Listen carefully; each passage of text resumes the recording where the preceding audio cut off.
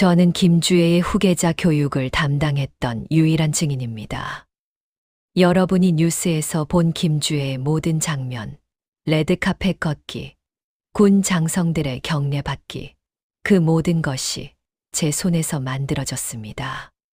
하지만 이 이야기를 꺼내는 순간 북에 계신 제 시부모님이 더 위험해질 수 있습니다. 그럼에도 제가 지금 이 증언을 하는 이유는 무엇일까요? 지금부터 제가 직접 겪은 이야기를 있는 그대로 말씀드리겠습니다.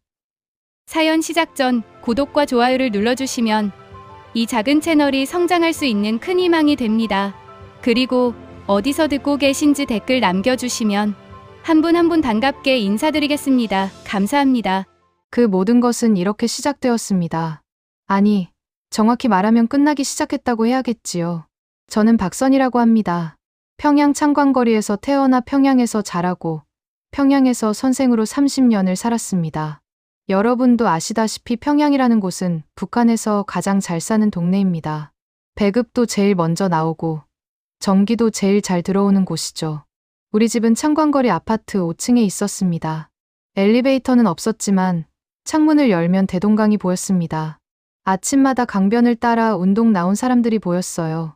어르신들은 천천히 걸으시고 젊은이들은 뛰기도 하고요. 저는 그 풍경을 보며 하루를 시작하곤 했습니다. 오늘도 평화롭구나 하면서요. 제 남편 철수는 김일성종합대학에서 물리학을 가르쳤습니다. 저보다 4살 위인데 결혼한 지 30해가 넘었어요. 우리 부부는 둘 다 대학을 나와서 교육 일을 했으니 그래도 괜찮은 편이었죠. 딸 미영이는 28부로 평양의학대학을 졸업해서 의사가 됐고요. 아들 성민이는 25세 인민군 대위였습니다.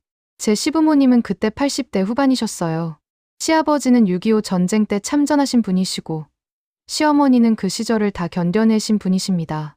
두 분 다 연로하셔서 걸음이 불편하셨지만 정신만큼은 또렷하셨어요. 우리는 일주일에 한두 번씩 시부모님 댁에 가서 저녁을 함께 먹었습니다. 시어머니가 손수 담그신 김치를 싸 오시곤 하셨죠. 며느리, 이거 가져가. 우리 둘이 먹기엔 많아. 어머님, 제가 담글 수 있는데요. 아이고, 내가 바쁜데 언제 담가. 그냥 가져가. 그렇게 건네주시는 김치 한 보따리가 얼마나 고마웠는지 모릅니다. 배급이 나온다고는 하지만 늘 넉넉한 건 아니었거든요. 특히 겨울철엔 채소 구하기가 하늘의 별 따기였습니다. 저는 그때 평양제일중학교에서 수석 교사로 일했습니다. 우리나라로 치면 진학률 좋은 중학교쯤 되는 곳이었어요. 아이들을 가르친 지 30년, 제자들 중엔 대학 교수가 된 아이들도 있고 당 간부가 된 아이들도 있었습니다. 길에서 마주치면 선생님 하고 달려와 인사하는 제자들을 볼 때마다 가슴이 뿌듯했어요. 2022년 가을이었습니다. 그 해는 유난히 날씨가 좋았어요. 단풍이 물들 때쯤 학교 운동장에 앉아 아이들이 노는 걸 보고 있으면 마음이 참 평화로웠습니다. 박 선생님, 차 한잔 하시죠. 옆반 리명희 선생이 보온병에 담아온 옥수수차를 따라주곤 했습니다. 명희 선생은 저보다 6살 위인데 30년을 같이 일한 동료였어요. 역사를 가르치는 선생이었죠. 명희 선생, 올해 졸업생들 잘 빠졌지요? 그럼요. 우리 반에서만 3명이 김일성종합대학 갔잖아요. 우리 반도 2명 보냈어요. 뿌듯하네요. 그렇게 아이들 이야기를 나누다 보면 시간 가는 줄 몰랐습니다. 우리는 그저 선생이었어요.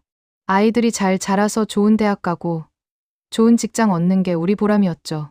퇴근하고 집에 오면 남편이 먼저 와 있는 날도 있었고 제가 먼저 도착하는 날도 있었습니다.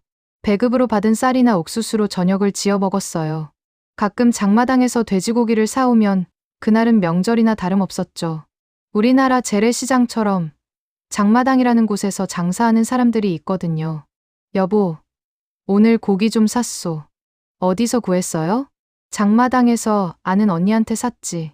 비싸긴 한데 우리 성민이 휴가 나온다잖소.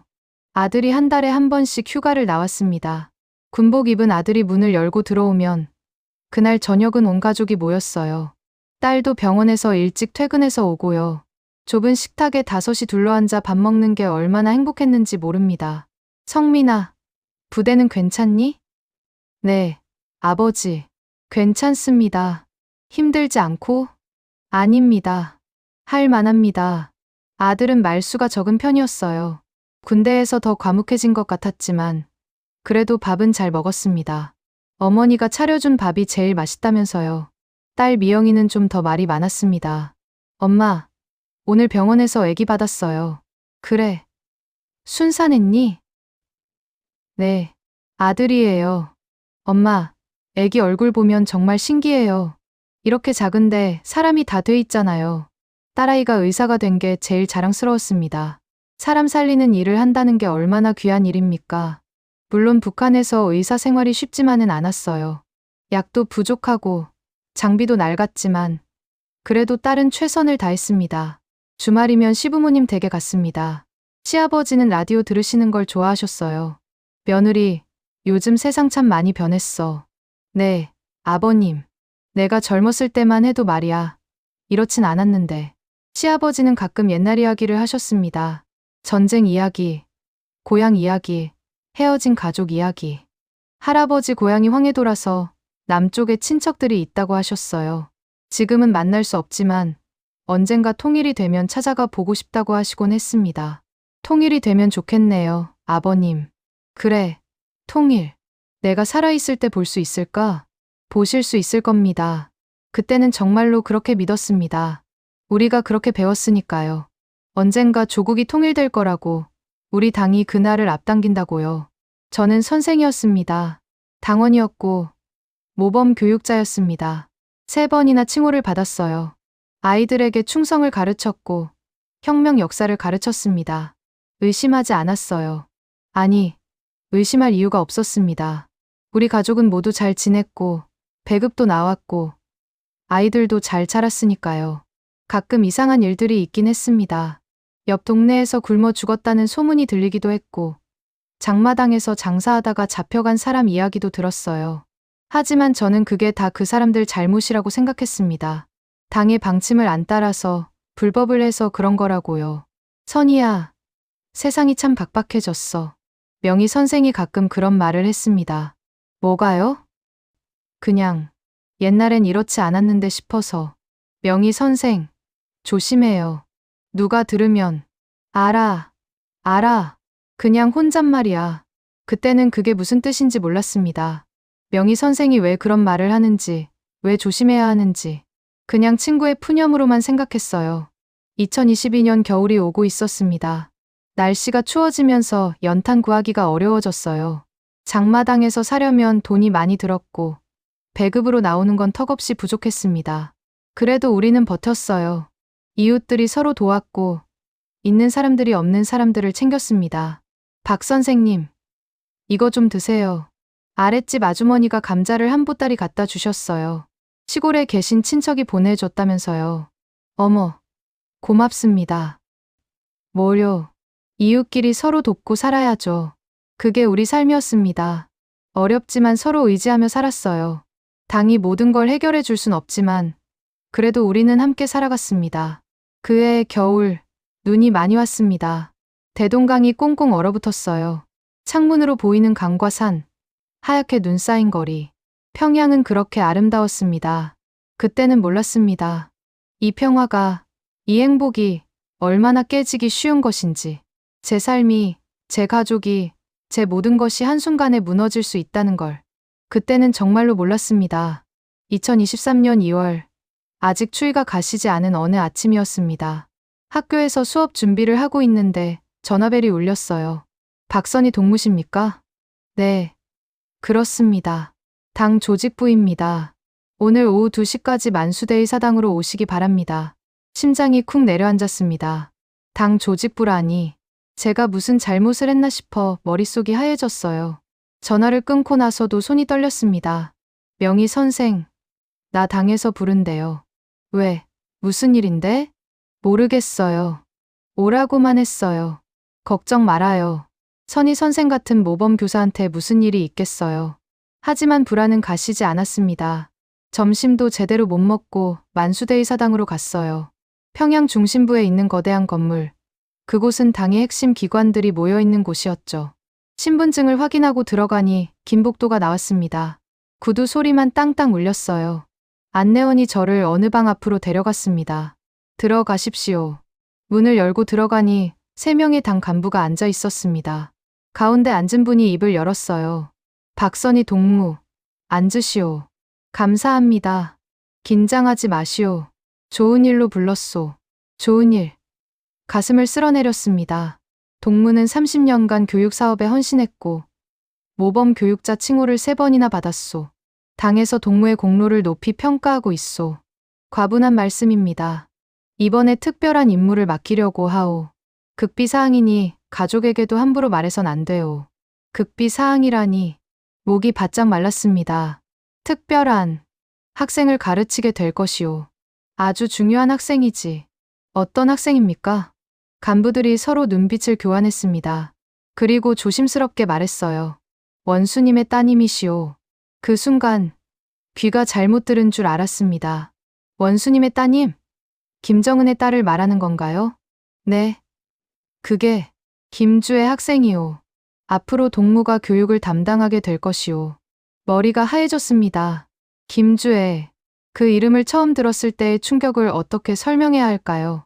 영광스럽다는 생각보다 두려움이 먼저 왔어요. 제가 그런 중요한 학생을 가르칠 수 있을까요? 당에서 동무를 선택한 것이오. 이것은 명령이오. 명령. 그 단어 앞에선 선택의 여지가 없었습니다. 알겠습니다. 최선을 다하겠습니다. 좋소. 내일부터 만수대 창작사 부속 특수학교로 출근하시오. 거기서 자세한 지시를 받을 것이오. 그리고 다시 한번 강조하지만 이 일은 극비요. 누구에게도 말하지 마시오. 네. 명심하겠습니다. 집으로 돌아오는 길. 다리에 힘이 없었습니다. 버스 안에서 멍하니 창밖을 봤어요. 사람들이 지나다니고 차들이 다니고 모든 게 평소와 같았는데 제 세상만 달라진 것 같았습니다. 집에 와서도 남편에게 말할 수가 없었어요. 극비라고 했으니까요. 저녁을 먹으면서도 딴 생각뿐이었습니다. 여보, 무슨 일 있소? 아니에요. 피곤해서 그래요. 얼굴이 안 좋은데. 어디 아프오? 괜찮아요. 걱정 마세요. 그날 밤 잠을 이룰 수가 없었습니다. 김주혜, 원수님의 딸. 제가 그 아이를 가르친다고요. 혹시 제가 실수라도 하면 어떡하죠? 그 아이가 공부를 못하면 제 책임이 되는 건가요? 온갖 생각이 머릿속을 휘저었습니다. 다음 날 만수대 창작사 부속 특수학교로 갔습니다. 평양에서도 가장 삼엄한 경계가 이루어지는 곳이었어요. 정문에서만 3번의 신분 확인을 받았습니다. 교장실로 안내됐어요.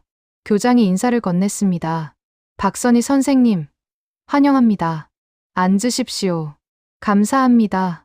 선생님께서 앞으로 주의 학생의 교육을 전담하시게 됩니다. 이건 보통 일이 아닙니다. 한치의 실수도 용납되지 않습니다. 한치의 실수도 용납되지 않는다. 그 말이 가슴에 돌처럼 박혔습니다. 주의 학생은 현재 11살입니다. 총명하고 영리하십니다. 하지만 선생님께서 가르치실 내용은 일반 교육과는 다릅니다. 어떤 교육입니까? 교장이 서류를 꺼내 보여줬습니다. 후계자 교육입니다. 후계자. 그 단어를 들었을 때 온몸에 소름이 돋았어요. 11살 아이를 후계자로 키운다고요? 주의 학생께서는 앞으로 인민 앞에 자주 모습을 드러내실 겁니다. 그때마다 완벽한 모습을 보여주셔야 합니다. 선생님의 임무는 그것을 가능하게 만드는 것입니다. 구체적으로는 걷는 법, 서는 법, 경례받는 법, 사람들을 대하는 법, 모든 것을 가르치셔야 합니다. 걷는 법부터 가르친다고요? 이게 교육인가 싶었지만 입 밖에 낼 수는 없었습니다. 그리고 가장 중요한 것은 주의 학생께서 자신의 위치를 정확히 아셔야 한다는 것입니다. 미래의 지도자로서의 자부심과 책임감을 심어드려야 합니다. 알겠습니다. 오늘은 처음이니 참관만 하십시오. 내일부터 본격적으로 시작하겠습니다. 교실로 안내됐습니다. 다른 교실들과는 완전히 달랐어요. 최고급 시설의 책상도 단 하나뿐이었습니다. 창문 밖으로는 경호원들이 보였고요. 잠시 후 문이 열리며 한 소녀가 들어왔습니다. 김주혜였어요. 11살 아이치고는 키가 큰 편이었고 똑똑해 보였습니다. 하지만 그냥 평범한 어린아이였어요. 안녕하세요. 아이가 인사했습니다. 예의 바른 목소리였어요. 안녕하세요. 주혜 학생. 저는 박선희 선생님입니다. 선생님, 저 잘 가르쳐 주실 거죠? 물론입니다. 아이가 웃었습니다. 그냥 평범한 아이의 웃음이었어요. 그런데 왜일까요? 가슴 한쪽이 답답했습니다. 이 아이를 후계자로 만든다고요? 이 어린아이를. 그날 이후로 제 삶은 완전히 바뀌었습니다. 매일 아침 만수대 창작사로 출근했어요. 김주혜 학생만을 위한 교육이 시작됐습니다. 처음엔 간단한 것부터였어요. 바른 자세로 앉는 법, 책을 읽는 법, 글씨 쓰는 법. 하지만 점점 이상한 방향으로 흘러갔습니다. 선생님, 제가 왜 이렇게 해야 해요? 주혜 학생, 당신은 특별한 분이시니까요. 특별하다는 게 뭔데요? 어떻게 설명해야 할까요? 11살 아이에게 당신은 미래의 지도자라고 말해야 한다니. 주혜 학생은 우리 인민을 이끌 분이십니다. 아빠처럼요? 네, 그렇습니다. 아이가 고개를 갸우뚱했어요. 이해가 안 된다는 표정이었죠. 저도 이해가 안 됐습니다. 집에 돌아와서도 이 일을 말할 수가 없었어요. 남편이 물어봤습니다. 여보, 학교는 어때요? 정근 간 곳 말이오. 괜찮아요. 학생도 한 명뿐이라 편해요. 그래요? 그럼 됐네요. 거짓말을 했습니다. 편하기는요. 매일이 긴장의 연속이었어요. 혹시 제가 잘못 가르치는 건 아닌가? 혹시 실수하는 건 아닌가? 항상 불안했습니다. 더군다나 곳곳에 카메라가 있었어요. 제 수업이 녹화되고 있었고 누군가 계속 지켜보고 있었습니다. 교실 밖에는 당 간부들이 참관하곤 했고요. 박 선생, 오늘 수업은 좋았습니다. 하지만 주혜 학생께 좀 더 확신을 심어주셔야 합니다. 네, 알겠습니다. 확신. 11살 아이에게 무슨 확신을 심어줘야 한다는 걸까요? 몇 주가 지나자 김주혜 학생도 저에게 익숙해졌습니다. 가끔 장난도 치고 수업 중에 졸기도 했어요. 그럴 때마다 저는 생각했습니다. 그래, 그냥 아이구나. 평범한 아이야. 하지만 당은 그 아이를 평범하게 두지 않았습니다. 박 선생, 이제 본격적인 후계자 교육을 시작할 것입니다. 준비하십시오. 본격적인 후계자 교육이라니. 그게 뭘 의미하는지 저는 곧 알게 됐습니다. 그리고 그때부터 제 양심은 조금씩 무너지기 시작했습니다. 2024년 3월, 봄이 왔지만 제 마음은 얼어붙어 있었습니다. 오늘부터 본격적인 훈련을 시작하겠습니다. 만수대의 사당 지하에 있는 특별 훈련장이었어요. 천장까지 높고 바닥에는 길다란 빨간 카펫이 깔려 있었습니다. 레드 카펫이었죠. 김주혜 학생이 제 옆에 서 있었어요. 이제 12살이 된 아이였습니다. 주혜 학생, 오늘은 혼자 걷는 연습을 하겠습니다. 아빠 옆에 서면 안 돼요? 아니요. 이제는 독자적으로 걸어야 합니다. 아이의 얼굴에 당혹감이 스쳤습니다. 당연하죠. 12살 아이가 홀로 저 긴 카펫을 걸어야 한다니. 여기서 저기까지 걸어보세요. 시선은 정면, 보폭은 천천히, 주변을 두리번거리지 마세요. 네. 아이가 걷기 시작했습니다. 어색했어요. 발걸음이 빠르기도 하고 느리기도 하고 시선이 흔들렸습니다. 다시 해보세요. 좀 더 천천히. 이렇게요? 네. 잘하셨습니다. 하지만 시선이 아래로 갔어요. 앞을 보세요. 10번, 20번. 같은 걸 반복했습니다. 아이가 지쳐 보였어요. 선생님, 이거 왜 해야 해요? 그냥 걸으면 안 돼요. 뭐라고 대답해야 할까요? 진실을 말할 수는 없었습니다. 네. 당신은 카메라 앞에서 완벽해 보여야 하니까요.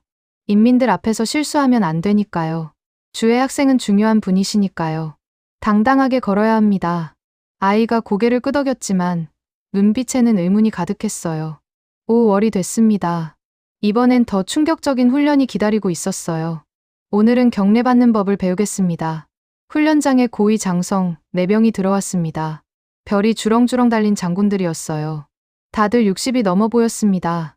주혜 동지, 이분들이 경례를 하면 가볍게 고개를 끄덕이시면 됩니다. 그냥 받기만 하면 돼요? 네. 당신은 받는 위치입니다. 말도 안 되는 일이었어요. 12살 아이가 60 넘은 장성들의 경례를 받다니. 하지만 이게 제 임무였습니다. 준비됐습니까? 장성들이 일렬로 섰습니다. 김주혜가 그 앞을 지나갔어요. 존경하는 주혜 동지, 장성들이 큰 소리로 외치며 격려했습니다. 아이가 깜짝 놀라 발걸음을 멈췄어요. 계속 걸으세요. 고개만 가볍게 끄덕이시면 됩니다. 네. 아이가 다시 걷기 시작했습니다. 이번엔 고개를 끄덕였어요. 장성들이 다시 격려했습니다. 잘하셨습니다. 리설주가 박수를 쳤습니다. 김정은의 부인, 김주혜의 어머니였죠. 그분이 훈련을 참관하러 왔었어요. 우리 주혜가 정말 잘하네요. 박 선생, 잘 가르치셨어요. 감사합니다. 하지만 제 가슴은 무거웠습니다. 한 장성이 무릎까지 꿇으며 격려하는 걸 봤거든요. 그분이 60이 넘었는데 12살 아이 앞에서 훈련이 끝나고 김주혜가 물었습니다. 선생님, 저분들이 왜 저한테 그래요? 주혜 학생이 중요한 분이시니까요. 중요하다는 게 뭔데요? 뭐라고 설명해야 할까요? 당신은 미래의 독재자니까요 라고는 말할 수 없었죠. 주혜 학생은 우리 인민을 이끌 분입니다. 그래서 모두가 존경합니다. 아이가 고개를 갸웃했지만 더 묻지는 않았어요. 대신 이렇게 말했습니다. 이게 맞는 거죠, 선생님? 그 말이 제 가슴을 찔렀습니다. 이게 맞는 거죠? 아니에요. 아무것도 맞지 않았어요. 같은 달, 러시아 전승절 준비가 있었습니다. 평양 주재 러시아 대사관 방문이 예정돼 있었거든요. 주혜 학생, 러시아 어린이가 꽃다발을 줄 겁니다. 받기만 하면 돼요? 네. 웃으면서 받으세요. 리설주가 끼어들었습니다. 러시아 말로 인사할 필요 없어요. 그냥 받기만 하세요. 하지만 어머니, 고맙다는 인사 정도는 필요 없어요. 주혜는 받는 위치에 있어요. 제가 할 말이 없었습니다. 12살 아이에게 외국어로 인사하는 것도 가르치지 말라니. 이게 교육인가요? 실제 어린이 역할을 할 배우가 나왔습니다. 10살쯤 돼 보이는 아이였어요. 자, 연습해 봅시다. 배우 아이가 꽃다발을 건넸습니다. 김주혜가 받았어요. 표정이 너무 굳었어요. 다시 10번을 반복했습니다. 받는 아이도, 주는 아이도 지쳐 보였어요. 여름이 지나고 가을이 왔습니다. 이제 가장 큰 준비가 시작됐어요. 중국 방문이었습니다. 주혜 학생, 이번엔 아주 중요한 준비를 해야 합니다.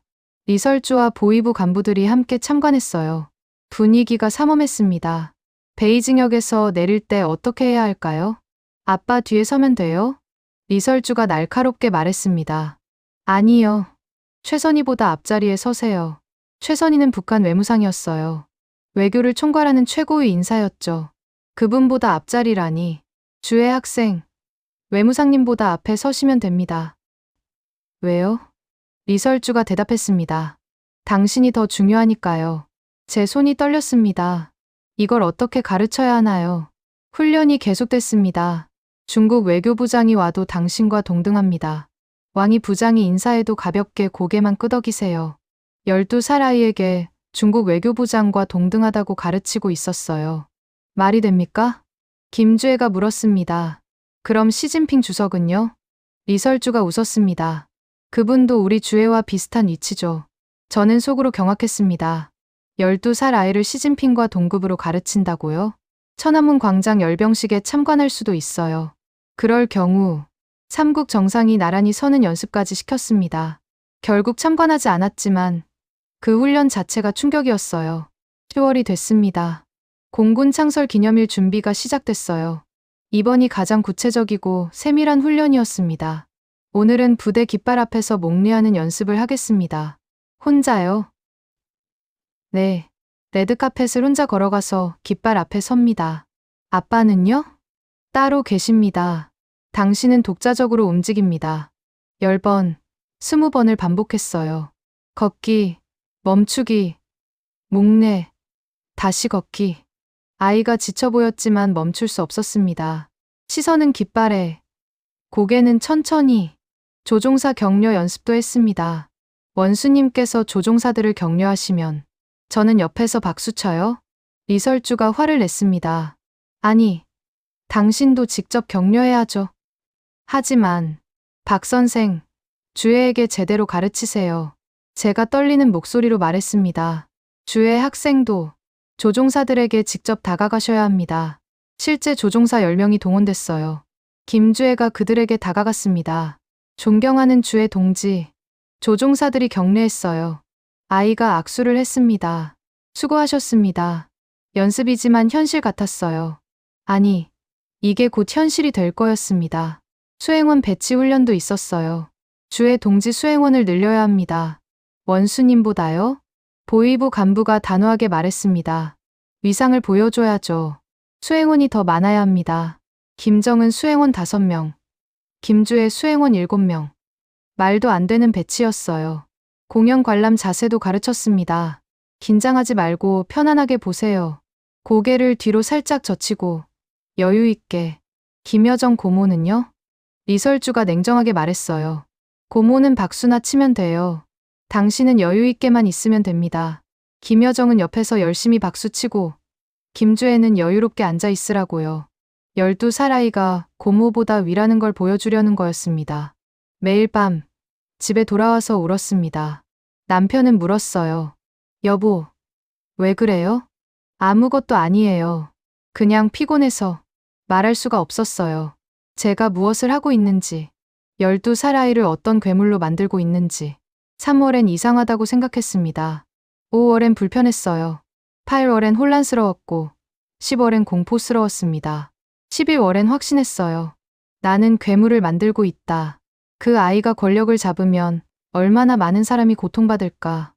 인민을 개미로 보는 아이가, 자기보다 나이 많은 사람들을 함부로 대하는 법을 배운 아이가, 세상의 중심이 자기라고 믿는 아이가, 제 손으로 그런 아이를 만들고 있었습니다. 2024년 11월, 공군 창설 기념일이 일주일 앞으로 다가왔습니다. 마지막 점검 시간이었어요. 훈련장에는 리설주와 보위부 간부들이 참관하고 있었습니다. 긴장감이 흘렀죠. 김주혜의 태도가 달라져 있었어요. 몇 달 전만 해도 선생님, 이렇게 하면 돼요? 라고 조심스럽게 물었는데 이제는 이 정도면 됐죠. 라고 명령조로 말했습니다. 주혜 학생, 조종사 격려 부분 다시 한번 해볼까요? 네. 아이가 가상의 조종사들 앞으로 걸어갔어요. 경례를 받고 악수를 나누는 연습이었습니다. 잘했어요. 완벽했습니다. 그런데 갑자기 아이가 웃으며 제게 말했습니다. 선생님, 조종사들 진짜 웃기지 않아요? 네. 쟤들이 나한테 격려하잖아요. 나보다 30살이나 많은데. 웃기죠? 그 순간 제 입에서 말이 나왔습니다. 생각도 하기 전에요. 주혜 학생, 그분들도 다 가족이 있는 분들이고요. 시간이 멈췄습니다. 김주혜 얼굴이 싸늘하게 굳었어요.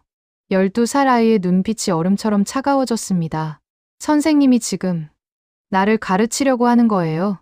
아닙니다. 그게 아니라. 됐어요. 나가세요. 주혜 학생. 나가라고 했어요. 아이가 소리쳤습니다. 리설주가 일어났어요. 박 선생, 오늘은 여기까지 하시죠. 나가 보십시오. 떨리는 다리로 훈련장을 나왔습니다. 복도에서 주저앉았어요. 끝났구나. 제가 끝났구나. 다음 날 만수대의 사당으로 호출됐습니다. 리설주가 기다리고 있었어요. 박 선생, 앉으세요. 존댓말도 없었습니다. 차가운 목소리였죠. 우리 딸이 선생님을 매우 불편해한다는데요. 죄송합니다. 제가 실수. 재교육이 필요한 것 아닌가요? 재교육. 그 말이 무엇을 의미하는지 알았습니다. 수용소를 뜻했어요. 다시는 그런 일 없도록 하겠습니다. 리설주가 가만히 저를 바라봤습니다. 그리고 천천히 말했어요. 따님이 평양의학대학 의사라고 들었어요. 심장이 멎는 줄 알았습니다. 네, 그렇습니다. 의료사고는 언제든 일어나죠. 특히 요즘처럼 약품이 부족할 때는. 환자가 잘못되면 의사가 책임지잖아요. 온몸이 얼어붙었습니다. 제 딸을 협박하고 있었어요. 그리고 아드님은 대위라고 했죠? 네, 전방 배치도 가능하고. 전선은 위험하죠. 총알이 어디서 날아올지 모르잖아요. 숨이 막혔습니다. 제 아들까지. 시아버님이 6.25 참전 용사시라고요? 80이 넘으셨다던데. 연로하신데 건강 조심하셔야 할 텐데요. 제발. 남편분은 대학 교수시죠? 대학도 요즘 정리 많이 하던데. 더 이상 참을 수 없었습니다. 알겠습니다. 다시는 그런 일 없도록 하겠습니다. 리설주가 차갑게 웃었어요. 이번 한 번만 봐드리죠.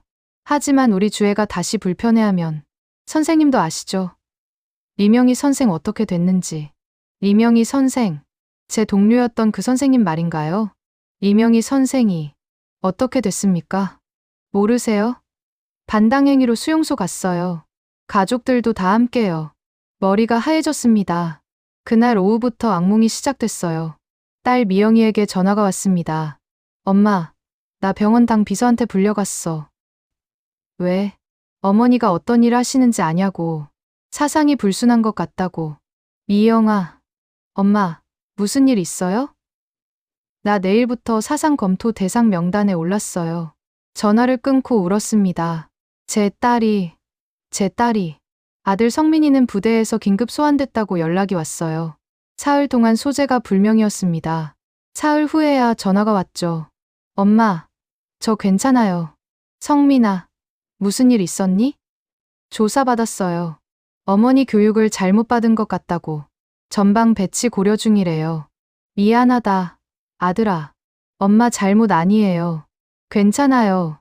하지만 괜찮지 않았어요. 아무것도 괜찮지 않았습니다. 남편도 대학당 위원회에 불려갔어요. 여보, 나한테 부인 교육 제대로 시키라고 했소. 가족 전체가 문제라고.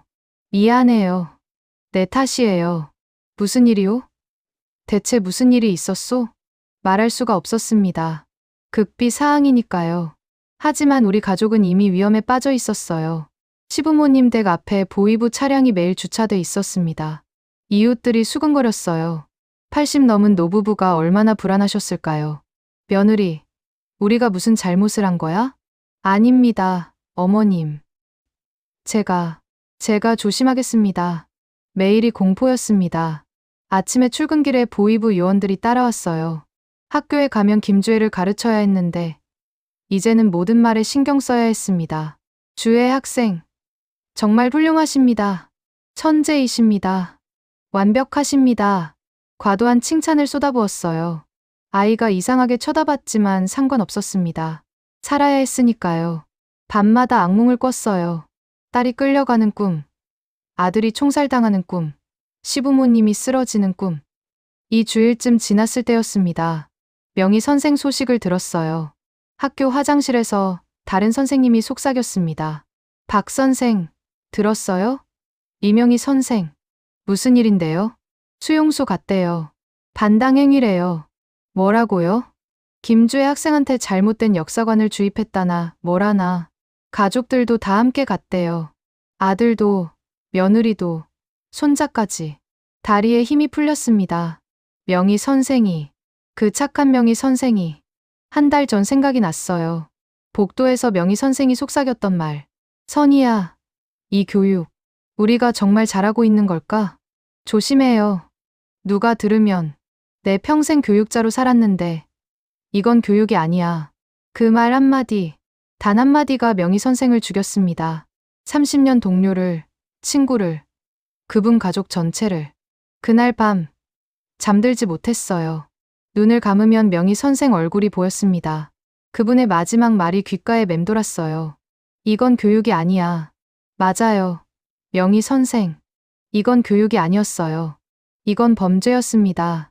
다음은 나입니다. 제가 이미 밉보였으니까요. 리설주의 경고를 들었으니까요. 언제 명희 선생처럼 끌려갈지 모릅니다. 우리 가족도 모두 위험합니다. 딸도, 아들도, 남편도, 시부모님도. 그날 밤 결심했습니다. 도망쳐야 한다. 살아야 한다. 가족을 지켜야 한다. 명희 선생의 죽음을 헛되게 할 수 없습니다. 제가 살아서 증언해야 합니다. 이 끔찍한 진실을 세상에 알려야 합니다. 12살 아이를 권력자로 만드는 교육, 인간성을 말살하는 우상화, 무고한 사람들을 수용소로 보내는 체제. 이 모든 걸 세상이 알아야 합니다. 그러려면 먼저 살아야 했어요. 도망쳐야 했습니다. 어떻게든, 반드시. 2024년 9월 28일, 저녁 뉴스 시간이었습니다. 조선중앙텔레비전입니다. 김정은 원수님께서 중국 베이징을 방문하셨습니다. 화면에 베이징역이 나왔어요. 기차에서 내리는 김정은, 그리고 그 뒤로 김주애가 보였습니다. 제가 가르친 자세 그대로였어요. 당당한 걸음걸이, 흔들리지 않는 시선. 최선희 외무상보다 앞자리에 선 모습. 저게 내가 만든 거구나. 남편이 물었습니다. 여보, 왜 그래요? 아무것도 아니에요. 하지만 아무것도 아닐 수 없었어요. 제 손으로 저 아이를 저렇게 만들었습니다. 권력의 화신으로, 무감각한 지배자로. 그리고 이제 저 아이 때문에 우리 가족이 죽을 수도 있습니다. 그날 밤 남편에게 모든 걸 말했어요. 더 이상 숨길 수 없었습니다. 여보, 들어봐요. 제가 그동안 모든 이야기를 했습니다. 김주의 교육, 이설주의 협박, 영희 선생의 숙청, 우리 가족에 대한 위협. 남편의 얼굴이 하얗게 질렸어요. 그런 일이, 당신이 그런 걸 혼자. 미안해요. 극비라고 해서 말 못했어요. 우리가 죽을 수도 있다는 거요? 네, 언제든. 남편이 한참 동안 말이 없었습니다. 그러다 천천히 입을 열었어요. 여보, 우리 떠나야겠소. 뭐라고요? 탈북하는 거요. 도망쳐야 해요. 제가 생각하던 것과 같았습니다. 하지만 막상 남편 입에서 그 말을 듣으니 현실이 됐어요. 아이들은 어떡하죠? 아이들도 위험하잖소. 같이 가야죠. 하지만 같이 가야 해요. 우리만 가면 아이들이 어떻게 되겠소? 맞는 말이었어요. 우리가 도망가면 남은 가족들이 처벌받습니다. 3대가 멸문당하죠. 그럼 아이들한테 말해야 해요. 내일 모이게 합시다. 어디 안전한 곳에서. 다음 날 저녁, 대동강변 외진 곳에서 만났습니다. 내 식구가 모였어요. 딸 미영이, 아들 성민이, 남편, 그리고 저. 왜 갑자기 부르셨어요? 미영이가 물었습니다. 어떻게 말해야 할까요? 애들아, 엄마가, 우리 가족이 큰 위험에 처했어. 알아요, 엄마. 미영이가 대답했어요. 저도 알아요. 병원에서 계속 조사받고 있어요. 사상 검토 대상이래요. 엄마 때문이라고. 나도 알아요. 성민이도 말했습니다. 부대에서 매일 불려가요. 어머니 때문에 가족 전체가 의심받는데요. 전방으로 보내진대요. 두 아이 모두 알고 있었어요. 우리가 위험하다는 걸. 남편이 말했습니다. 그래서 우리 의논해야 할 게 있어. 모두 함께 탈북하자. 침묵이 흘렀습니다. 바람 소리만 들렸어요. 미영이가 먼저 말했습니다. 저도 그 생각했어요. 이대로는 못 살 것 같아요. 나도요. 성민이도 고개를 끄덕였어요. 군대에서 보니까 이 나라는 답이 없어요. 계속 인민 감시하고 통제하고 저는 더 이상 이런 일 못하겠어요. 제 눈에서 눈물이 났습니다. 애들아, 미안해. 엄마 때문에. 미영이가 제 손을 잡았어요. 엄마 잘못 아니에요. 함께 가요. 우리 모두. 하지만 할아버지, 할머니는 말이 끊겼습니다. 시부모님, 80이 넘으신 두 분은 함께 갈 수 없었어요. 어머니, 아버지는 못 모시고 가는 거구나. 남편이 고개를 숙였습니다. 부모님을 두고 가는 불효자가 되는 거지. 하지만 우리가 죽으면 부모님도 위험해요. 우리라도 살아야 부모님이 안전해요. 그날 밤, 내 식구는 결단했습니다. 죽을 각오로 탈북하기로. 작전을 짰어요. 4명이 동시에 사라지면 금방 들킵니다. 각자 다른 시간에, 다른 이유로 출발하기로 했죠. 미영이는 의료봉사단으로 신의주에 간다고 신청했어요. 성민이는 군 물자 호송 임무를 자원했습니다. 우리 부부는 중국 교육학술 교류단에 지원했고요. 일주일 후부터 하나씩 출발하기로 했습니다. 가장 힘든 건 시부모님이었어요. 말씀드릴 수가 없었습니다. 알려드리면 두 분도 위험해지니까요. 출발 전날 밤, 시부모님 댁에 갔습니다. 내 식구가 함께요. 어머, 다들 웬일이야? 같이 오다니. 시어머니가 반가워하셨어요. 그냥 오래간만에 함께 저녁 먹으려고요. 그날 저녁 밥상이 얼마나 무거웠는지 모릅니다. 마지막 밥상인 줄 알면서도 내색할 수 없었어요. 미영아, 요즘 병원은 어떠니? 괜찮아요. 할머니, 성민아, 군대는 힘들지 않고? 아니에요. 할아버지, 할만해요. 거짓말이었어요. 다 거짓말이었습니다. 하지만 진실을 말할 수 없었어요. 시아버지가 말씀하셨습니다. 요즘 며느리가 왜 그래? 애들도 얼굴이 어두워. 아버님, 그냥 다들 바빠서 그래요. 전쟁 때도 이런 세상은 아니었는데 요즘 세상은 참. 시아버지의 목소리가 떨렸어요. 86의 노인이 감지하고 계셨던 걸까요? 무언가 이상하다는 걸. 집으로 돌아오는 길, 내 식구 모두 울었습니다. 할아버지, 할머니, 죄송합니다. 성민이가 목이 메었어요. 미영이도 눈물을 닦았습니다. 두 분 다시 뵐 수 있을까요? 꼭 뵐 거야. 통일이 되면 꼭 모시러 올 거야. 하지만 언제가 될지 알 수 없었어요. 10월 15일 월요일, 미영이가 먼저 출발했습니다. 엄마, 다녀올게요. 조심해라. 딸아, 포옹했습니다. 오래, 아주 오래. 10월 16일 화요일, 성민이가 떠났어요. 아버지, 어머니, 건강하세요. 그래. 아들아, 조심해라. 아들의 넓은 등을 안았습니다. 마지막이 될지도 모르는 포옹이었어요. 10월 17일 수요일, 우리 부부가 중국행 기차를 탔습니다. 창밖으로 평양이 멀어졌어요. 대동강이, 모란봉이, 제가 태어나고 자란 도시가 사라졌습니다. 여보, 후회 없소? 없어요. 당신은요? 나도요. 우리 같이 가요. 끝까지. 신의주에서 내 식구가 몰래 만났습니다. 조선족 박씨 집 지하실이었어요. 선교 단체가 연결해준 곳이었죠. 엄마, 미영이가 뛰어와 안겼어요. 아버지, 성민이도 왔습니다. 내 식구가 모였어요. 모두 무사했습니다. 이제 정말로 돌아갈 수 없어요. 알아. 그래도 함께니까 괜찮아. 그날 밤 새벽 2시, 네 명이 손을 잡고 압록강으로 향했습니다. 물이 차갑고 검었어요. 7월도 아닌 10월인데 강물이 얼음장처럼 차가웠습니다. 조심해요. 미끄러워요. 남편이 앞장섰고 제가 딸을 잡고 아들이 뒤를 따랐어요. 엄마, 무서워. 괜찮아. 조금만 가면 돼. 그때 순찰대 불빛이 비쳤습니다. 엎드려요. 네 명이 얼음 같은 물속에 엎드렸어요. 심장이 터질 것 같았습니다. 발각되면 끝입니다. 불빛이 지나갔어요. 다시 일어나 걸었습니다. 미영이 발이 미끄러졌습니다. 으악. 누나. 성민이가 붙잡았어요. 간신히 균형을 잡았습니다. 괜찮아. 오빠가 잡았어. 고마워. 성민아. 마침내 중국 땅에 닿았습니다. 네 명이 떨리는 몸으로 포옹했어요. 해냈어요. 우리 해냈어요. 여보. 아이들, 우리 살았소. 살았습니다. 일단은. 하지만 이제 시작일 뿐이었어요. 먼 길이 남아 있었습니다. 중국 땅에 도착했지만 자유를 얻은 건 아니었습니다. 연변 조선족 자치주 외진 마을.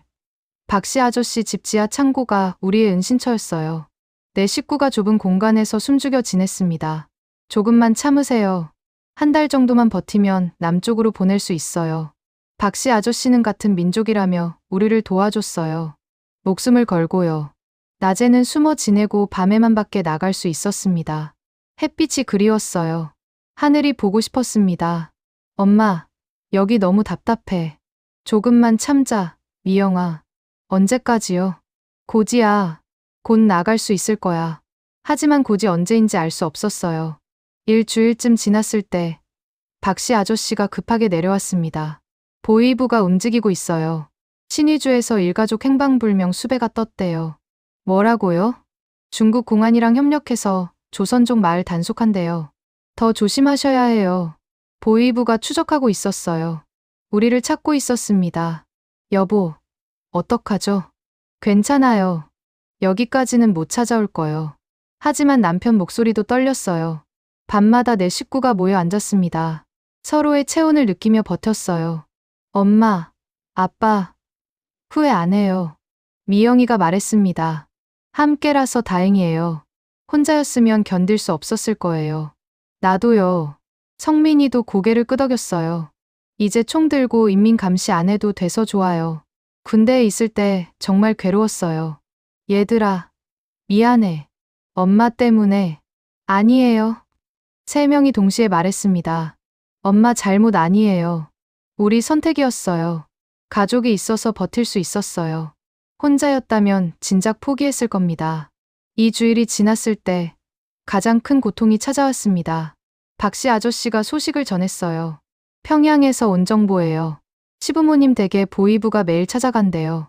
어머니, 아버지, 두 분 다 충격으로 쓰러지셨대요. 병원에 입원하셨다고. 그 말을 듣고 내 식구 모두 울었습니다. 할아버지, 할머니, 성민이가 주먹을 쥐었어요. 제발 무사하시길. 미영이가 기도했습니다. 두 분을 두고 온 죄가 너무 커요. 남편이 고개를 숙였어요. 우리가 효자가 아니라 역적이 됐소. 하지만 돌아갈 수는 없었습니다. 돌아가면 우리도 죽고 시부모님도 더 위험해집니다. 꼭 다시 뵈러 갈 거예요. 통일이 되면. 언제가 될지 모르지만 그 희망만 붙잡았어요. 3주째 되던 날, 박씨 아저씨가 말했습니다. 이제 남쪽으로 가야 해요. 여기도 위험해요. 어떡해요? 라오스를 거쳐 한국 대사관으로 가는 거예요. 라오스. 지도에서만 본 나라였어요. 얼마나 먼 곳인지도 몰랐습니다. 선교 단체가 도와줄 거예요. 길이 험하지만 갈 수 있어요. 감사합니다. 아저씨. 정말 감사합니다. 뭐요? 같은 민족인데. 잘 가세요. 꼭 살아서 자유를 누리세요. 다음 날 새벽, 우리는 남쪽을 향해 떠났습니다. 기차, 버스, 트럭, 때로는 걸어서. 먼 길이었어요. 미영이가 몸이 안 좋아졌습니다. 열이 나고 기침이 심했어요. 엄마, 괜찮아요. 미영아, 무리하지 마. 조금만 참을게요. 다들 힘든데 나만 아프다고 할 수 없어요. 성민이가 누나를 업었습니다. 내가 업고 갈게. 누나는 쉬어. 미안해. 성민아, 괜찮아. 누나가 군대 보낼 때 용돈 줬잖아. 이 정도는 해야지. 남매가 서로 의지했어요. 우리 가족이 버틸 수 있었던 건 서로 때문이었습니다. 중국 국경을 넘어 라오스로 들어갈 때 또 한 번의 위기가 있었어요. 신분증 보여주세요. 중국 공안이 버스를 세웠습니다. 검문이었어요. 가짜 서류를 내밀었습니다. 선교 단체가 만들어준 중국 신분증이었죠. 공안이 서류를 뚫어지게 봤어요. 시간이 멈춘 것 같았습니다. 가세요. 간신히 통과했어요. 버스가 다시 출발하자 남편이 제 손을 꼭 잡았습니다. 살았소. 라오스에 도착했습니다. 하지만 여기서도 안전하지 않았어요. 빨리 대사관으로 가야 해요. 중국 공안이 국경 너머서까지 추격한대요. 선교사님이 다급하게 말했습니다. 추격이요? 네. 북한 보위부가 중국 공안한테 돈을 줬대요. 여러분을 잡으면 보상금을 준다고. 우리는 다시 뛰어야 했어요. 한국 대사관까지 10km. 택시를 탈 수도 없었습니다. 걸어가야 했어요. 빨리 가요. 뒤에서 중국 공안들이 따라오고 있었습니다. 보였어요. 우리를 향해 달려오고 있었어요. 엄마, 저 사람들. 보지 마. 앞만 보고 뛰어. 미영이가 넘어졌습니다. 으악. 누나. 3명이 일으켜 세웠어요. 갈 수 있어? 응. 갈 수 있어. 다시 뛰었습니다. 숨이 턱까지 찼어요. 다리가 후들거렸습니다. 하지만 멈출 수 없었어요. 저 멀리 한국 국기가 보였습니다. 태극기였어요. 저기야. 저기가 대사관이야. 마지막 힘을 냈습니다. 4명이 필사적으로 달렸어요. 대사관 문이 보였습니다. 경비원이 서 있었어요. 살려주세요. 남편이 소리쳤습니다. 대한민국 국민입니다. 제가 외쳤어요. 제발 문 열어주세요. 미영이와 성민이도 울부짖었습니다. 문이 열렸습니다. 경비원들이 우리를 안으로 끌어당겼어요. 뒤에서 중국 공안들이 멈춰 섰습니다. 대사관 영토 안으로는 들어올 수 없었죠. 안전합니다. 이제 안전해요. 직원분이 말했습니다. 내 식구가 포옹했어요. 울고 또 울었습니다. 해냈어. 우리 해냈어. 엄마, 아빠, 고마워요. 얘들아, 우리 살았다. 살았습니다. 죽을 뻔했지만 살았어요. 자유를 향한 긴 여정이 끝났습니다. 아니, 이제 시작이었습니다. 2024년 12월 5일, 인천국제공항에 도착했습니다. 비행기가 착륙할 때 창밖을 봤어요. 불빛이 쏟아졌습니다. 평양보다 몇 배나 많은 불빛이었어요. 여보, 저게 다 불빛이오? 그런 것 같소. 북한에선 밤이면 칠흑 같았어요. 전기가 귀했으니까요. 하지만 여기는 온통 불빛이었습니다. 비행기에서 내렸습니다. 내 식구가 손을 꼭 잡았어요. 엄마, 여기가 대한민국이에요? 미영이가 물었습니다. 그래. 딸아, 여기가 대한민국이야. 공기가 달라요. 냄새도 다르고. 성민이가 말했어요. 맞아요. 모든 게 달랐습니다. 공항 안으로 들어갔어요. 사람들이 너무 많았습니다. 평양순환공항과는 비교도 안 됐어요. 화려한 가게들, 큰 화면들, 쏟아지는 소리들. 어지러워. 천천히 가. 괜찮아. 통일부 직원들이 우리를 맞았습니다. 어서 오세요. 고생 많으셨습니다. 감사합니다. 눈물이 났어요. 우리를 환영해주는 사람들이 있다니. 우리 말을 하는 사람들이 있다니. 이제 안전합니다. 보호시설로 모시겠습니다. 차를 타고 이동했어요. 창밖으로 보이는 풍경이 너무 낯설었습니다. 높은 건물들, 넓은 도로, 수많은 자동차들. 저거 다 개인 차예요? 성민이가 놀라 물었습니다. 그런 것 같네. 북한에선 개인 차를 가진 사람이 거의 없었어요. 당 간부나 군 고위층만 가능했죠. 하지만 여기선 모두가 차를 몰고 다녔습니다. 하나원에 도착했습니다. 탈북자들을 위한 정착 지원 시설이었어요. 여기서 석 달 동안 교육받으시게 됩니다. 한국 사회를 배우는 시간이죠. 네, 알겠습니다. 내 식구가 함께 방을 배정받았어요. 넓지는 않았지만 깨끗했습니다. 엄마, 여기 화장실 봐요. 물이 따뜻하게 나와요. 미영이가 신기해했어요. 진짜네. 북한에선 겨울에 찬물로 씻었는데. 그리고 이거 봐요. 난방이 바로 돼요. 성민이가 보일러를 만졌습니다. 연탄도 필요 없고, 나무도 필요 없고, 그냥 버튼만 누르면 따뜻해졌어요. 첫날 밤, 내 식구가 둘러앉았습니다.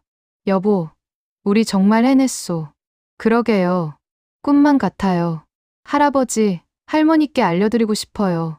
성민이가 말했습니다. 우리 무사하다고, 여기 잘 있다고. 그러게, 두 분이 얼마나 걱정하실까. 하지만 연락할 방법이 없었어요. 연락하면 오히려 두 분이 위험해집니다. 나중에 꼭 모시러 갈 거야. 통일이 되면. 그 희망만 간직했습니다. 하나원 생활이 시작됐어요. 아침마다 교육을 받았습니다. 대한민국은 자유민주주의 국가입니다. 북한과는 모든 게 다릅니다. 선생님이 설명했어요. 여기서는 직업을 자유롭게 선택할 수 있고, 살고 싶은 곳에서 살 수 있고, 하고 싶은 말을 할 수 있습니다. 자유. 그 단어가 낯설었어요. 평생 통제받고 감시받으며 살았는데, 이제 자유라니. 편의점이라는 곳이 있습니다.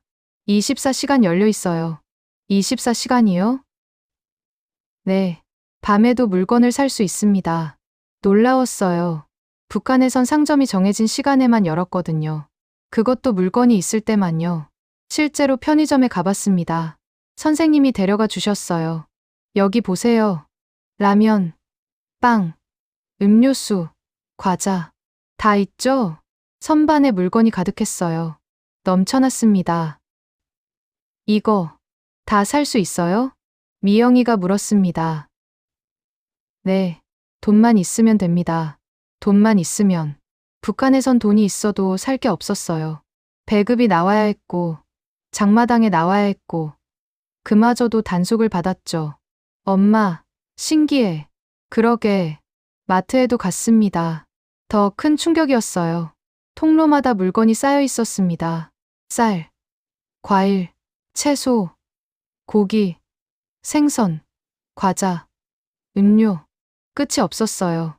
여보, 이거 다 진짜예요? 그런 것 같소. 저 사과들 좀 봐요. 한 상자에 몇 개야. 북한에선 사과 하나가 귀했어요. 명절에나 먹을 수 있었죠. 하지만 여기선 상자로 팔고 있었습니다. 엄마, 저기 고기 봐요. 성민이가 정육 코너를 가리켰어요. 돼지고기, 소고기, 닭고기가 산더미처럼 쌓여 있었습니다. 이걸 다 어떻게... 말이 안 나왔어요. 이게 같은 민족이 사는 나라라니 믿을 수가 없었습니다. 석 달이 지났습니다. 하나원을 나와 자립해야 할 시간이었어요. 정부에서 지원금을 줬습니다. 작은 아파트도 배정받았고요. 우리 집이에요. 미영이가 좋아했어요. 방이 2개 있는 작은 아파트였습니다. 여보, 우리 집이 생겼소. 그러게요. 정말 꿈만 같아요. 각자 할 일을 찾기 시작했습니다. 미영이는 간호조무사 자격증 공부를 시작했어요. 북한에서 의사였지만 여기선 자격이 없었습니다. 다시 배워야 했죠. 엄마, 힘들어도 괜찮아요. 다시 시작하는 거니까. 성민이는 물류회사에 취직했습니다. 군대에서 운전을 배웠던 게 도움이 됐어요. 아버지, 월급 받았어요. 처음으로 제 돈 벌었어요. 그래, 장하다. 아들, 남편은 학원에서 수학을 가르치기 시작했어요. 물리학 교수였으니 수학은 어렵지 않았죠. 여보, 학생들이 질문을 자유롭게 해요. 북한 학생들은 조용했는데 여기는 다르니까요. 저는 탈북자 교육 봉사를 시작했습니다. 새로운 탈북자들에게 한국 생활을 알려주는 일이었어요. 선생님, 여기는 어떻게 살아요? 천천히 배우면 돼요. 저도 처음엔 어려웠어요. 정말요? 그럼요. 하지만 곧 익숙해질 거예요. 모두가 바쁘게 살았습니다. 때로는 힘들고, 때로는 외로웠지만 함께라서 견딜 수 있었어요. 저녁이면 내 식구가 모였습니다. 작은 식탁에 둘러앉아 하루 이야기를 나눴어요. 오늘 재미있는 일 있었어? 응. 편의점에서 삼각김밥 샀는데 맛있더라. 나는 오늘 택배 100개 넘게 날랐어. 진짜 많더라. 나는 학생이 문제 풀었다고 너무 좋아하더라고. 평범한 이야기들이었어요. 하지만 북한에선 할 수 없었던 이야기들이었죠. 우리 행복하죠? 미영이가 물었습니다. 그럼, 우리 행복하지? 내 식구가 웃었어요. 여기는 자유였습니다. 진짜 자유. 하지만 한쪽 가슴은 항상 아팠어요. 북에 두고 온 시부모님 생각 때문에. 통일이 언제쯤 될까요? 글쎄. 하지만 꼭 될 거야. 그때 할아버지, 할머니 모시러 가자. 네. 꼭요. 그날을 기다리며 살았습니다. 자유 속에서 희망을 품고. 2025년 2월, 한국에 온 지 석 달이 지났을 때였습니다. 북한 인권단체에서 연락이 왔어요. 박선희 선생님, 증언을 부탁드립니다. 선생님의 이야기를 많은 사람이 들어야 합니다. 처음엔 망설였어요. 제 이야기를 한다는 게 두려웠습니다. 혹시 북에 계신 시부모님께 피해가 가지 않을까? 혹시 제가 표적이 되지 않을까? 하지만 생각했습니다. 이명희 선생을, 죽어간 동료를, 그리고 지금도 북한에서 고통받는 수많은 사람들을 하겠습니다. 증언하겠습니다. 첫 증언의 날 떨렸어요. 많은 사람들 앞에 섰습니다. 안녕하십니까? 저는 박선희라고 합니다. 목소리가 떨렸지만 계속 말했어요. 저는 김주혜 학생의 후계자 교육을 담당했던 교사입니다. 청중들이 술렁거렸습니다. 김주혜. 그 이름을 들은 순간 모두가 집중했어요. 여러분이 뉴스에서 보신 그 장면들. 제가 교육한 겁니다. 화면에 사진이 떴습니다. 김주혜가 레드카펫을 혼자 걷는 장면이었어요. 이 장면을 위해 석 달간 연습했습니다. 어떻게 걸어야 하는지, 어디를 봐야 하는지, 얼마나 천천히 걸어야 하는지. 다음 사진. 김주혜가 고위 장성들의 경례를 받는 장면. 이것도 제가 가르쳤습니다. 12살 아이에게 60 넘은 장성들이 경례하도록 만들었습니다. 실제 장성들을 동원해서 연습시켰어요. 청중들이 놀란 표정이었어요. 조종사들을 격려하는 법도 가르쳤습니다. 공연 관람할 때 여유 있게 앉아있는 법도 가르쳤고요. 수행원을 아버지인 김정은보다 많이 배치하는 것도 지시받았습니다. 말하면서 울었습니다. 저는 괴물을 만들었습니다. 인민을 개미로 보는 아이를, 자기보다 나이 많은 사람들을 함부로 대하는 아이를, 세상의 중심이 자기라고 믿는 아이를 만들었어요. 객석에서도 울음소리가 들렸습니다.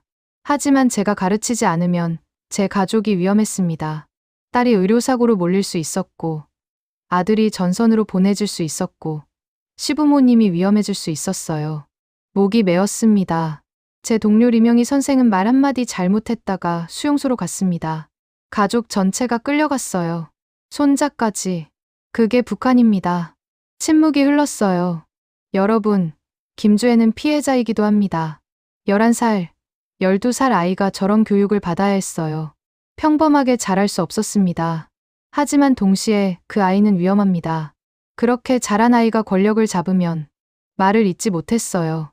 저는 증언해야 한다고 생각했습니다. 살아남은 자의 책임이라고 생각했어요. 이명희 선생의 죽음을 헛되게 하지 않으려면 지금도 북한에서 고통받는 사람들을 위해서라도 진실을 말해야 한다고요. 박수가 터져 나왔습니다. 오래, 아주 오래. 그 후로 여러 번 증언했습니다. 방송에도 나갔어요. 처음엔 두려웠지만 점점 익숙해졌습니다. 선생님, 용기 내주셔서 감사합니다. 선생님 이야기 듣고 북한이 어떤 곳인지 알았어요. 선생님 가족분들 무사하시길 바랍니다. 많은 사람들이 격려해 주었어요. 힘이 됐습니다. 하지만 밤마다 눈물을 흘렸어요. 시부모님 생각 때문에 할아버지, 할머니, 명절이 되면 더 힘들었습니다. 설날이 왔을 때 내 식구가 북쪽을 향해 절했어요. 할아버지, 할머니, 손자 성민입니다. 잘 계시죠? 성민이가 울며 절했어요. 할머니, 손녀 미영이에요. 건강하세요. 미영이도 눈물을 흘렸습니다. 아버님, 어머님, 불효자 철수입니다. 용서하십시오. 남편이 목이 메었어요. 어머님, 아버님, 며느리 선희입니다. 꼭 다시 뵙겠습니다. 저도 울었습니다. 내 식구가 모두 울었어요. 북쪽을 향해 절하며 통일이 되면 꼭 모시러 갈 거예요. 네, 그때까지 건강하세요. 할아버지, 할머니, 기다려주세요. 추석에도 같은 일이 반복됐습니다. 북쪽을 향해 절하고, 울고, 또 기도했어요. 어느 날 저녁, 내 식구가 모였습니다. 작은 식탁에 둘러앉아서요. 엄마, 아빠, 우리 행복하죠? 미영이가 물었습니다. 그럼, 우리 행복하지. 할아버지, 할머니만 계시면 완벽할 텐데. 그래, 그분들만 계시면. 남편이 한숨을 쉬었어요. 하지만 우리가 여기 있어서 증언할 수 있잖아요. 성민이가 말했습니다. 엄마가 증언하시는 거 보면 자랑스러워요. 누군가는 해야 하는 일이니까. 맞아. 누군가는 해야 해. 제가 고개를 끄덕였어요. 우리가 산 건 이유가 있어.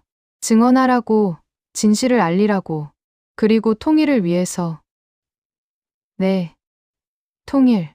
여러분, 저는 북에 두고 온 시부모님이 계십니다. 80 넘으신 두 분이 지금 어떻게 지내시는지 모릅니다. 건강하신지, 무사하신지. 하지만 저는 포기하지 않습니다. 통일이 되면 꼭 모시러 갈 겁니다. 제 딸이 약을 갖고 가서 건강을 돌봐드릴 거예요. 제 아들이 업고라도 모셔올 겁니다. 그날을 위해 저는 오늘도 증언합니다. 북한의 진실을, 김주의 교육의 실체를, 그곳에서 일어나는 인권 유린을. 우리 가족은 함께라서 버틸 수 있었습니다. 혼자였다면 불가능했을 거예요. 자유는 혼자가 아니라 가족과 함께할 때 더 소중합니다. 여러분께 말씀드리고 싶습니다. 북한에는 지금도 수많은 사람들이 고통받고 있습니다. 배고픔에, 억압에, 감시에 시달리며 살고 있어요. 그들도 자유를 꿈꿉니다. 우리처럼 자유롭게 살고 싶어 합니다. 통일이 되어야 합니다. 빨리 통일이 되어야 해요. 그래야 그들도 자유를 누릴 수 있고, 이산가족들도 만날 수 있고, 저희도 시부모님을 다시 뵐 수 있습니다. 우리 세대의 통일을 보고 싶습니다. 제발, 제발. 북에 계신 어머님, 아버님, 딸 선이는 여기서 잘 살고 있습니다. 손자, 손녀도 건강하고요. 사위도 무사합니다. 꼭 다시 뵙겠습니다. 기다려주세요. 통일의 그날까지 저는 증언하겠습니다. 진실을 말하겠습니다. 희망을 버리지 않겠습니다. 감사합니다.